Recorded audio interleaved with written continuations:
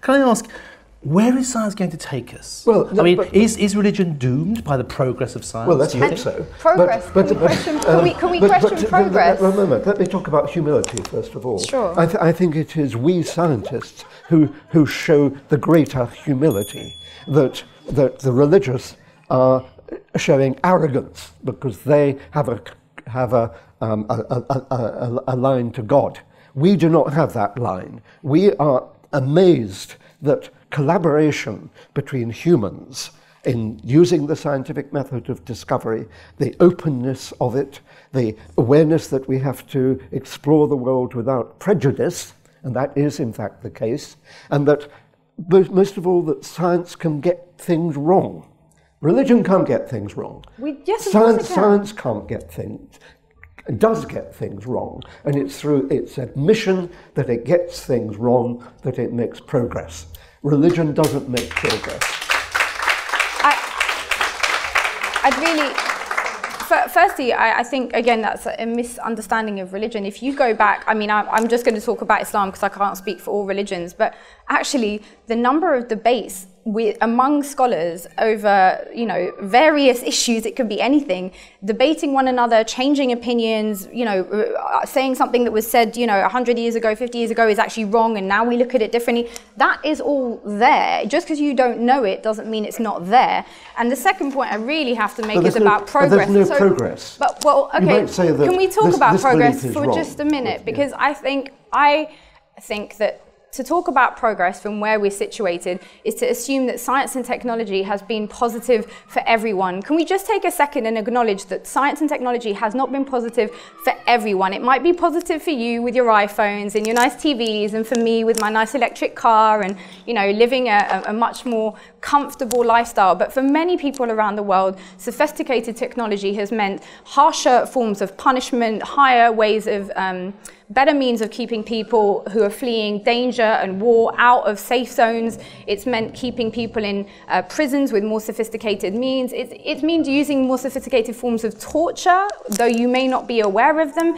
Technology has also meant using systems that control the humans that produced the technology that we enjoy, exploiting them to every last drop, so that when the factories in China saw a number of people who were producing iPhones committing suicide, iPhone turned around and of course decided that the best solution to overworking their workers was to install nets outside the windows so that they couldn't jump, or at least they wouldn't die when they did.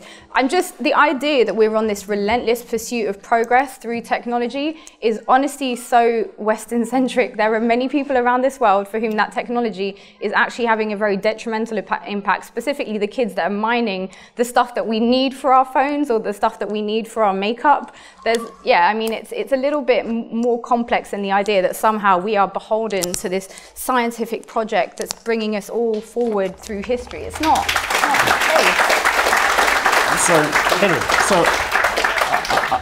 I agree with Myriam that we can't possibly have a single notion of progress. And indeed, I would be critical of science in the sense of saying that I think science is a form of theology. It imagines that it's actually got to the bottom of things and that it's described, and it is described how the world is, or it would be able to describe how the world is. I don't think there is a decent account of how science is capable of doing that. We've not been able to develop an account of how theory applies to the world in such a way that we could actually uncover some ultimate account of what it is. But we can improve on our frameworks, on our accounts of the world, and that is the power of the Enlightenment and the power of observation and reason, which was we can have a model of the world and we can try to improve it, and that has great potential. And in contrast to that, I do agree with Peter that in general it's the case that religion functions on the basis of authority. The authority comes from somewhere. You're not about trying to improve it. You're just trying to use it to get an outcome that you want. And I'm very uncomfortable with that idea. So I'm uncomfortable both with the theology of science and with the theology of religion. Instead, I think we want to be open in the way that we approach the world, in the sense that we need to build our models and our accounts of it, but not imagine that we could ever get to the outcome. But why not? And in that sense, have a deep humility about what our thought and our language can achieve. But that's pessimism.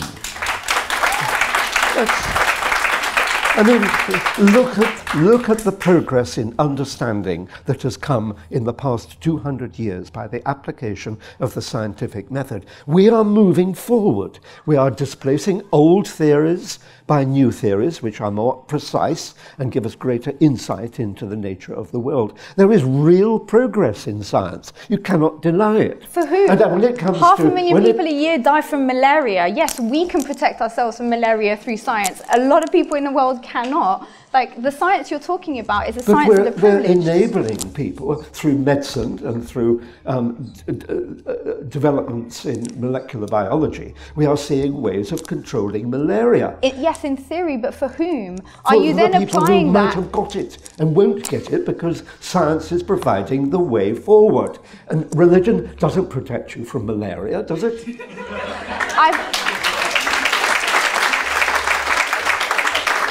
I think that's what's called a cheap shot. Yeah, but answer it. There's no shot, because there's no contradiction for me between religion and malaria. I would never advise someone entering a malaria zone just to pray. Like, that's not going to happen, and I don't know anybody that would. My point to you was that when we talk about science, yes, incredible developments that are, in theory, capable of helping humankind. At that point, what we need is religion to say, hold on, this can't be dedicated to the purpose of profit. We can't allow the values of capitalism and individualism to harness that science for its own ends. We need to use a higher moral framework that actually says, hold on, you're just one part of a global community. Any progress that you're involved in has to progress everybody's world, and therefore you need to apply that. And I'm not saying everybody does it, by the way. So can I just touch on what you said? For me, the highest form of arrogance is religious people who think that they can harness religion for their own interests. It's the worst form of arrogance, and we see it all the time. It's disgusting. I'm not going to defend it, just to be clear on that. But I do think that religion has the capacity, where applied through a stricture that is not very fashionable today, because actually most people want, just a side point, that mindfulness is the big trend now, right? Everybody's really into spirituality without any formal constraints on what you have to do. I'm an adherent of religion, and I'm an adherent of religion because I think spirituality devoid of the actual demands on your ego of fasting, of praying, of giving, of actual contemplation of your responsibility vis-a-vis others is essentially the most useful form of spirituality within capitalism. It allows you to feel good about yourself while you continue to consume and continue to be part of the system. And so the religion I'm advocating for is never going to be the one that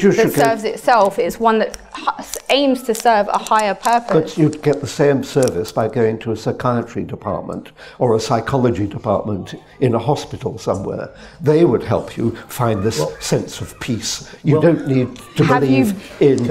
I would say, Peter, on that subject, speaking as a psychiatrist, I know that more and more people are coming to me in a state of profound distress. And it does seem, if anything, despite all the wonderful things that science is dishing out to us, people are getting sadder and more frightened. And a question I want to ask is this: where is it going to take us in the future? To continue watching this video, click the link in the top left or in the description below. Or visit iai.tv for more debates and talks from the world's leading thinkers on today's biggest ideas.